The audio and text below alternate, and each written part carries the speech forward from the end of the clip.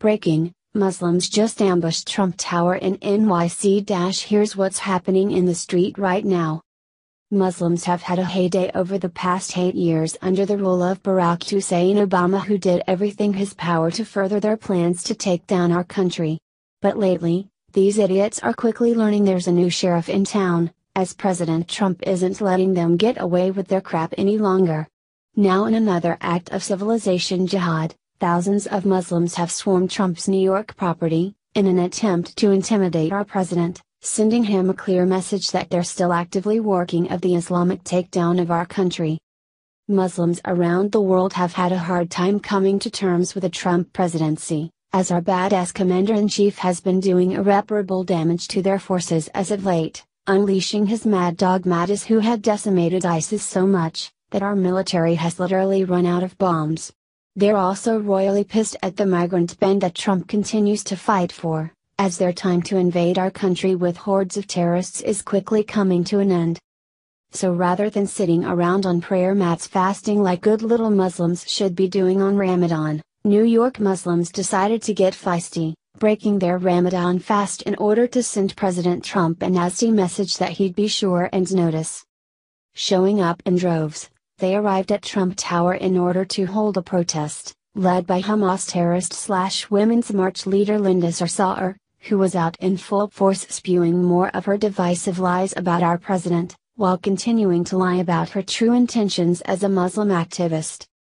As Palestinian Muslim Sarsour continues to bash our president and label Americans as bigots and racists, what's ironic is that this Hamas-linked terrorist comes from the most bigoted area on the face of the planet, where Jews and Christians are routinely rounded up and killed, prohibited from worshipping God out in the open. But of course liberals were there to praise every moment as these stinky Muslims filled the streets, as their shared hatred for America and our values will continue to bind them together.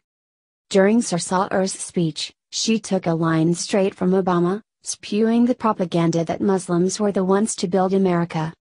"We as Muslim Americans are here to stay. This country was founded and built on the backs of Muslims and black people," Sarsour said. "Islam is not a foreign entity to this United States." Seriously, bitch.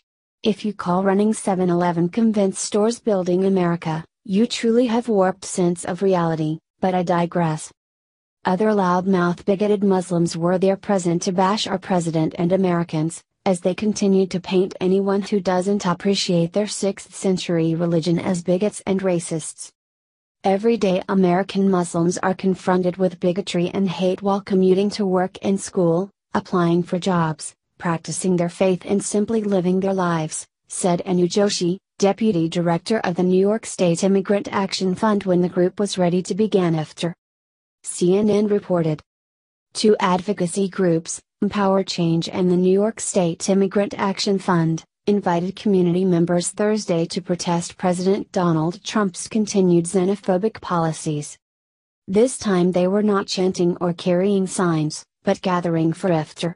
It's the first meal eaten by Muslims after sunset during Ramadan, the Muslim holy month of fast and prayer.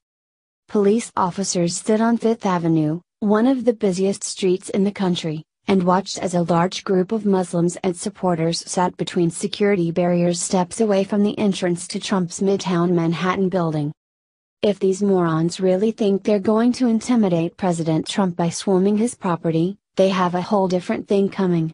And if they truly think continually playing the victim and demonizing Americans is going to score any points with us, or make want to understand their point of view, they are sadly mistaken. If they truly want to be accepted into our society, they need to start differentiating themselves from the Muslim extremists, instead of constantly whining about the American people discriminating against them.